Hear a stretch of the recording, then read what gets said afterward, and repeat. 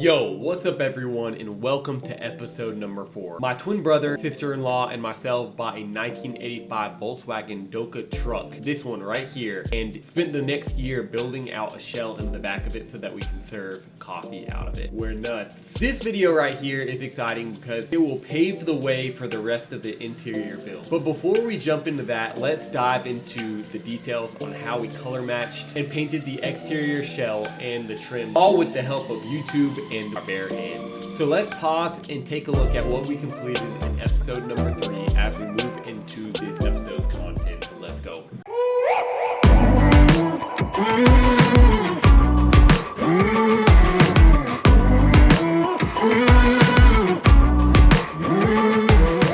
So as you guys can see, last episode we finished wrapping the exterior shell with sheet metal and installed the water guards above each door. And if you don't know what I mean by that, feel free to go check out episode number 3 and then come on back. Hey, what's up party people? We are about to paint this thing. Finally. Justin, give me a big smile. Give me a big smile. Oh, we can't see it. Hold on, come out of the light. All right, give us a big smile. Hey. Because we're about to paint it. Before we jump into paint, let's stop and talk to something that's pretty time sensitive. At the end of the day, you're going to want to have this in your hands before you paint. So pay attention. We knew we wanted the trim early in the development of the concept of the truck build out because not only is it aesthetic, it also provides a physical barrier along the edges of the truck to prevent water intrusion in the future. At Lowe's, you can buy an angled piece of aluminum, which is what we always planned on using for the trim. But of course, they only come in straight lengths. So that left us with the question, what are we going to do with the curved portion of the upper part of the truck that needed trim? Luckily, we heard about an awesome company called Bosher in Wisconsin that bends angled pieces of metal. They sell these machines to industry for people that need it for that particular application. I reached out to Bosher USA on their website and we ended up getting in touch with Greg and Tim. They were phenomenal to work with, incredible customer service. I explained to them what our project was and that we were looking for help to bend that metal. Sure enough, as you can see, they were super happy to help, walked me through the whole process and coached me up on metal thickness to leg length and that sort of thing. Let's break it down this way. There were 2 attempts. The first attempt, I sent them 2 pieces of 6 foot long, 1/16 inch thick, 1.5 by 1.5 angled aluminum. And then as soon as I let him know that I sent that metal, he let me know that more than likely we weren't going to have much success with this leg length and thickness of metal, and I'll explain that here in a second. So as you can see, he tried to bend it and it didn't work at all. It crimped and there was no way you can fix that. By the way, that happened really quickly. I reached out to them February 11th and pretty much instantly sent the metal, and by March 2nd I heard back from them saying that it didn't work. Attempt number 2, I sent them 3 pieces of 6 foot long metal, but in this case I actually shortened each leg by 1/4 of an inch, and then I ended up making the thickness of this piece 1/8 inch. Here's the key point here. When you're roll bending a piece of metal, it's a function of the longer the leg, the thicker the material you're going to need. In our case, and based on the metals that we chose, the metal surface was a tad wavy. The curve on the top of the truck has a varied radius, whereas the programmed machinery could only take one constant radii. So we ended up having to do a little bit of work to make everything fit together nicely, and I'll show you that here in a second. Oh, and by the way, I also lucked out whenever sending the metal. I ended up reusing the packaging that the hinges came in. And then on attempt number 2, I ended up going the distance and taping a hand trace version of the radius based on the bend that we actually needed. Make sure you send a template. Finally, after all the coordination, here is the final product. We ended up mirroring this piece so that we would have one for both sides. Like I said earlier, we had to choose a constant radius, so we went with one that would allow the metal to fit around the outside of the bend as represented on the template. But unfortunately, that meant there was still going to be a gap on the apex of the bend right there. We ended up having to get creative. We sanded out a lot of the waves, like I mentioned, on the flat part of the bend. And then I cut slits through the flat part on the outer portion of the metal so that it would give you more room to bend, and like I said, gives you a little bit more flexibility. I prayed that after we used JB Weld, this putty like material, to fill in those spots, and then we painted it, nobody would see it. It ended up working exactly how I wanted it. It just takes thinking outside of the box a little bit, and that's what we had to do. Woo! Time to paint. Let's go. Look at it. This is the last time you're going to see it with just aluminum bare metal, and then we have all of the pieces of trim. These are going to be black, but that's going to be great to start out with because we're about to prime it. Then we're gonna go the safari brown, or more particularly old 1974 Ford beige, the man with all the facts. This ladder is gonna get me to the top so that I can spray paint. But hey, that's the timer. You hear that? It's ready! That means we're ready to go. So now we're gonna pour this primer into this gun and hook it up to that air. Time to go. Notice how the exterior shell is sitting on wood chocks, and that was so we could move it around pretty easily and it wouldn't get stuck in the grooves. And here's Dad showing me how to use a paint gun. You know, if you find that it might run on you, we don't want it. All right.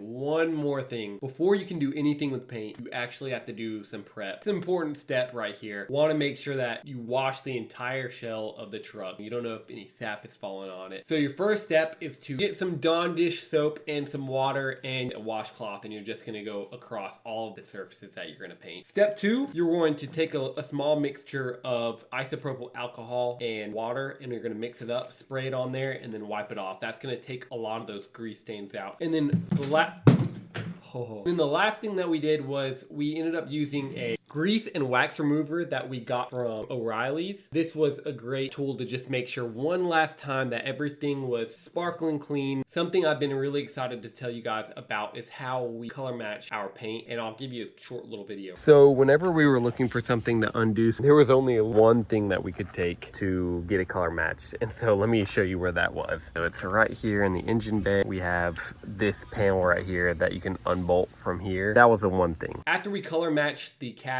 of the truck to make sure the shell matched, we were pretty much ready to go. We did use a ton of plastic wrap and tape to make sure that none of the other portions of the truck that have already been painted get an extra coat of paint. All right, let's go. So here is the epoxy urethane duo that we ended up using for the primer and sealer. This is a self-etching combination. That's the beautiful thing about self-etching. It really provides a solid surface for the paint to latch onto. This is really important for painting on aluminum because aluminum tends to be very runny, and there's, again, nothing for that primer or that paint to stick onto. Here we have the activator, but we probably already used up all of the primer and sealer. That's why you're not seeing 2 cans. It comes with a tech data sheet, and this is the mixing instructions. It tells you how to spray it, how long the pot lasts after you do the mixing with the activator. All right, after that, we finally get to move on to the fun stuff. These are the paint activators and the reducers that we used in order to paint the trim and the shell of the truck. Again, it comes with a tech data sheet, and in this case, there's a lot more steps. It tells you the ratios that you need to mix it to, and this thing was super helpful. So after you're done mixing, you're gonna wanna strain it into the gun right here. You want it to be very atomized. That won't happen unless you have a really solid air compressor and you allow for it to build back up after it runs out of air. Again, we have the black paint, our or beige over here. And yo, check out this air condensation remover. It goes in line with the air compressor, and my dad actually built this as he's painted a few cars in his lifetime. He has a 1977 Camaro. That's a boss move if you ask me. All right, here we are mixing the activator into the primer sealer. Then we had to wait and let it sit for about 30 to 45 minutes. And here I am on top of the truck. I wasn't super worried about getting this perfect up here. Nobody can see it.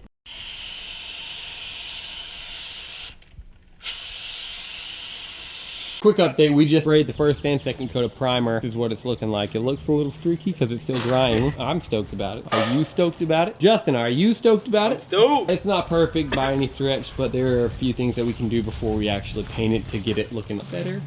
But I like the job. I'm not a critic, glass half full kind of guy. You know what I'm saying? You're not going to want to paint in direct sunlight, but fortunately and unfortunately, we actually didn't have to worry about that, because what you don't see is that there's a storm of brewing. And as you can see in the last video, it started to get a little bit dark, which means we needed to act quick. With that being said, things took a turn for the worse, but we got to turn our childhood dream into a reality. We ended up building a fort to cover the entire truck. And here we are building it on the back of Dad's porch. Dad, you were a trooper. Appreciate you. He had high hopes. Watch. This sucker's gonna last.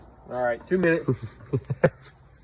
The whole time. We get some good wind, it may not make it. As of last night, we made a big fort because we knew today it was gonna be raining and we needed to do some sanding and extra work on the primer. Look at that, the lighting looks good in here. Here's what I've sanded so far. You can see maybe some of the patterns in there. Took care of a few drips. All right, one more look.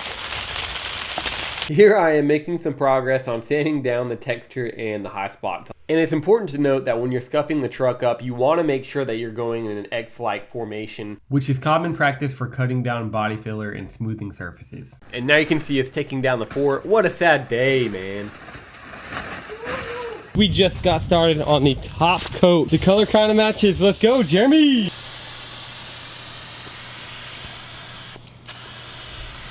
Jeremy is over there. He's priming the edges of our trim. Also some screws in that box over there. We just put the corner tape on to make it watertight, and now I'm about to do flex seal across this seam right here. We painted, let it dry, and then wiped down this spot really good and then applied flex tape. This is the only seam that needs extra protection, it being located at the top of the truck. We got a 5-foot roll of flex tape from Ace Hardware, and that ended up working out perfect for us because that's how long the truck was. Beautiful. I see you thinking ahead, buddy. And now we're using the roller to make sure it's all flat, making sure it looks good. For all of the corners where the sheet metal meets around the edges of the shell, we applied Dicor Seal Tight corner seal tape. We purchased it directly from the Dicor website and ended up purchasing 3 rolls of 1.5 inch tape. Ultimately though, we recommend the 1.25 inch option because when you're taping around the doors, you don't want to tape too far on the front face of the door because you don't want the VHB tape from the inner trim to sit on top of the corner tape. Again, this rule of thumb only applies for the inner trim, not the outer trim, and I'll show you those here in these pictures right here. The inner, not the outer. There's the moon. What up, moon? What up, Justin? Yo, what up? And so all of the trim is getting a fresh coat of black. This is all the exterior surround of the bus. And then this is all the windows and all that good stuff. We got some screws right there. Hey, look at this, guys. I'm over here finishing up the paint on the trim, and I know you guys love a time lapse. So do I. So check this out.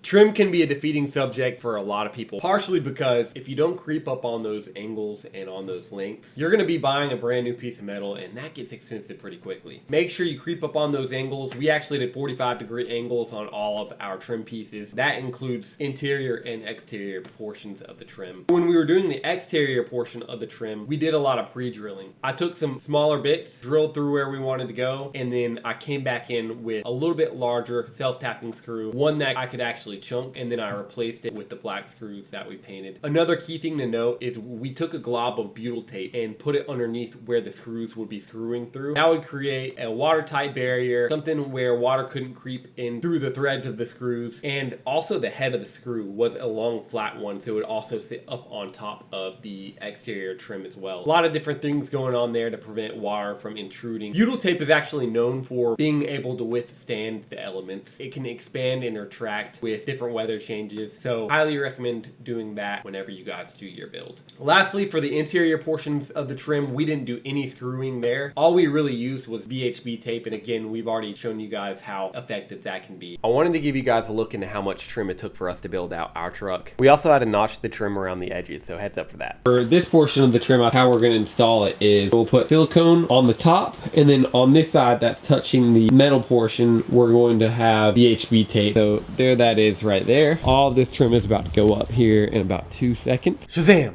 Last night we stayed up pretty late and we worked on the final black trim around the doors. You get a good glimpse of the finished product. We have a few little things that we got to do to the corners of them, but other than that, we're done with trim and paint. We're about to start wrapping this episode up. Thank you guys so much for watching. If you found any value in episode number 4, please hit the like and subscribe button. That's definitely the #1 way to support this channel. I know this episode ended up being pretty long. There was a lot to unravel, and I truly hope that you found a ton of value in it. These shoes actually used to be white, and now they're just my work shoes. So really quickly, I'm going to show you a sneak peek at what to expect in episode 5 as we move towards finishing the subfloor and the LVP, as well as prepping the floor for our movable cabinet. Hey, we might even make it to installing the air conditioner and heater on top. Can't wait to see you guys in the next one, and peace.